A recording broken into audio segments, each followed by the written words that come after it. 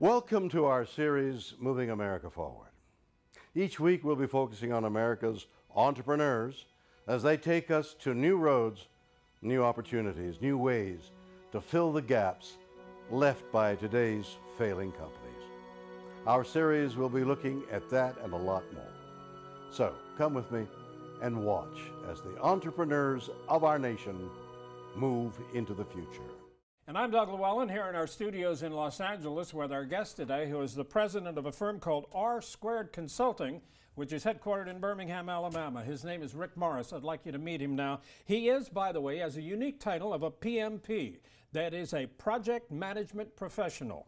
I think that's fabulous. We're going to learn more about that. Rick, nice to have you with us. Nice to meet you, sir. Listen, before we begin, a little while ago, you had a chance to answer some questions from William Shatner, which I know was amazing, but let's take a look at a brief portion of that now and see how it went. All right? Watch this. I understand you've been helping companies to advance their business through consulting services. Tell me how you do this, and do you feel it's moving America forward? Mr. Shatner, America's corporations, large and small, struggle with culture, keeping their best employees and running their operations efficiently.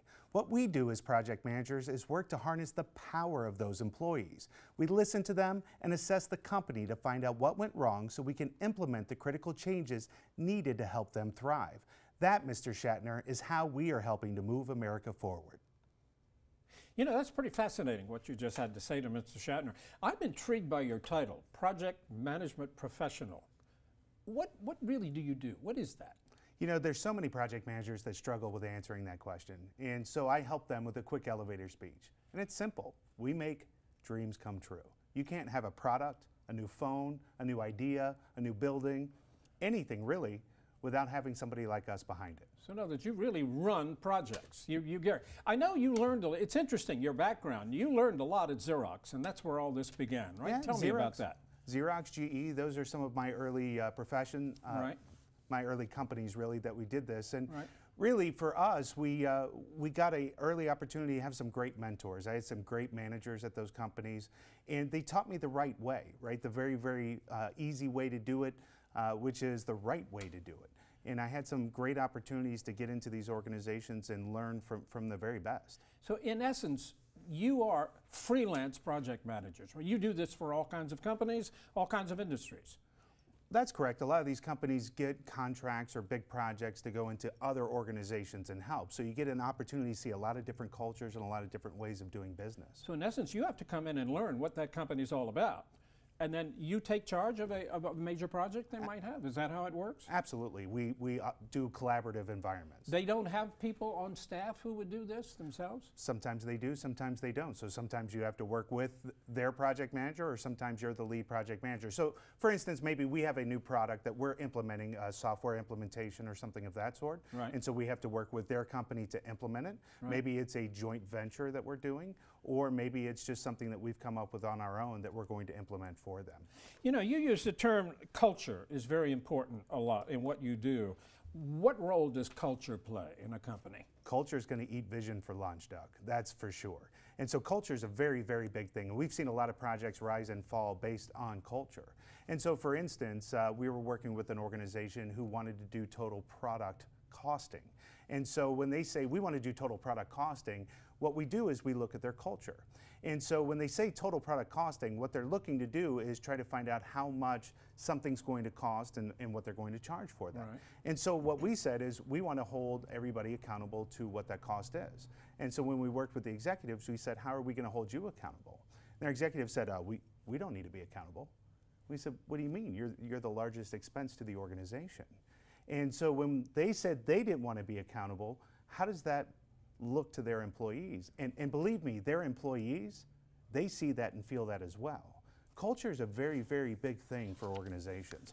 And so when you say we're going to promote from within, and then you go hire somebody from the outside for the big executive jobs, what does that say about your culture? Culture is one of the biggest things that I think hurts organizations in the long run.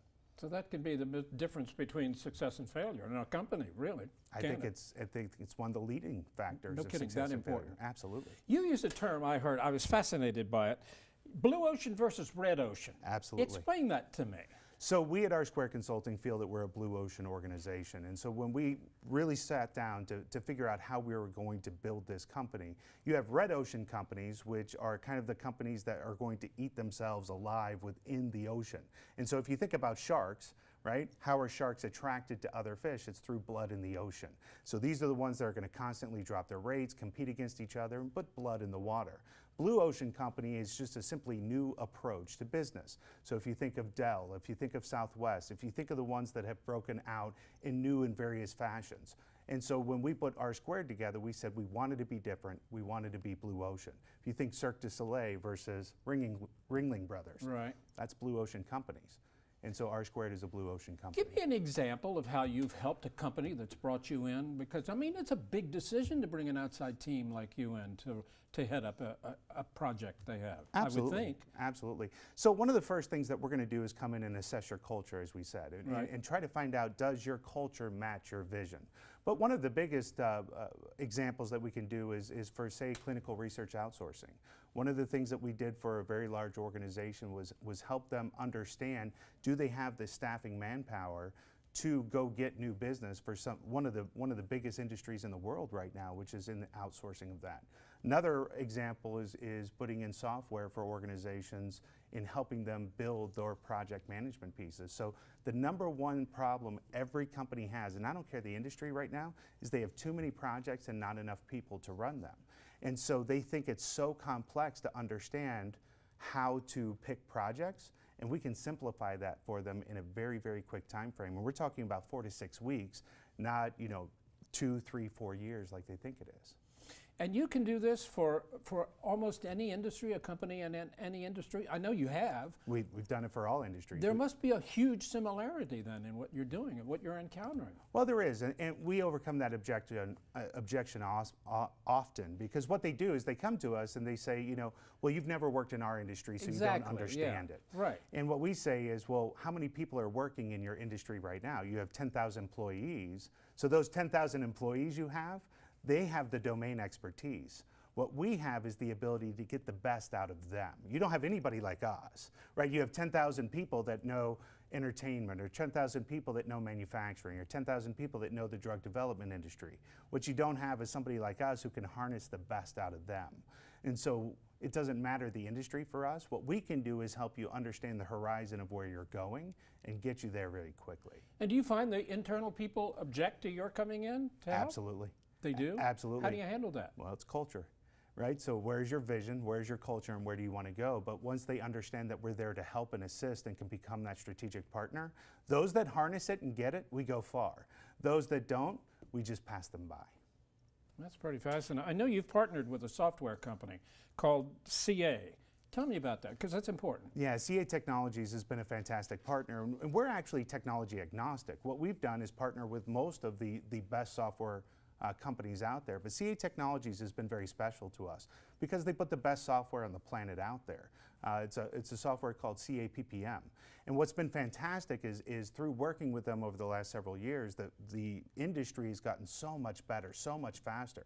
So it used to take about 6 months or 8 months to implement a software package like that, and it used to cost about $250,000, $300,000 all in for an organization to understand what we call their portfolio. Again, how many projects can I do? How fast can I do them? How much is it going to cost?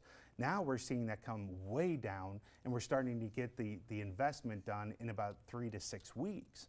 And so what that means is that we're closing the gap between idea and outcome, right? So if I have an idea for a new product, a new project, a new thought, a new building, just like we were saying in the beginning, we can close the gap between idea and outcome so much faster. And CA really gets it. And when I say that, is they have more developers working on their product than most of their competing companies have in a whole company. And so when we see somebody that's really doing that, to me, that's kind of blue ocean as well.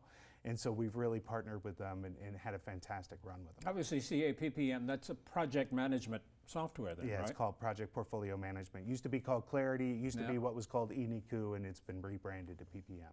Well, I'll tell you. Tell me a little bit about how you assess a company that brings you in, whether you're going to do it or not. Right. So the first thing, again, is looking at the culture. And we meet with their executives. Does it take you long to get the culture of the company, or is it pretty quick? It's pretty quick, and really one of the first things you can do is look at the people. And this was something that started way back in the Xerox days, and so I was a project turnaround specialist for Xerox, and I had the ability to go in and take a look at these projects that continue to fail. And so I was blessed by having that exposure, and one of the things I could see very quickly was kind of who was kind of being pushed to the side. And so again, when you're inside an organization for a long time, that culture just becomes a part of you. When you come from the outside, you can see it very quickly and very clearly.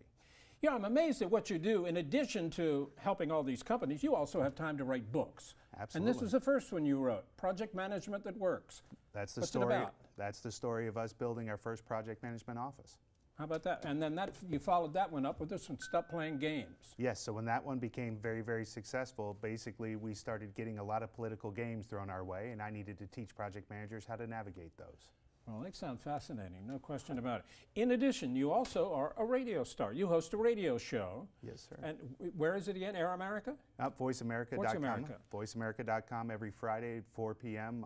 Central, and we talk about the work-life balance. And you're talking to people all over the world about this very subject. Yep. And I assume you hear from people all over the world. We do. They can call in. It's in 91 countries. It's podcasted every show. And we talk about leadership. We talk about project management. We talk about agile, everything that we can discuss. Do you ever envision in your early days at Xerox you'd be doing what you're doing now? Absolutely not. But I've been blessed by it and love and have a passion for what I do every day. Well, it's a pleasure to meet you. It's been Exciting an honor. Thank you so much.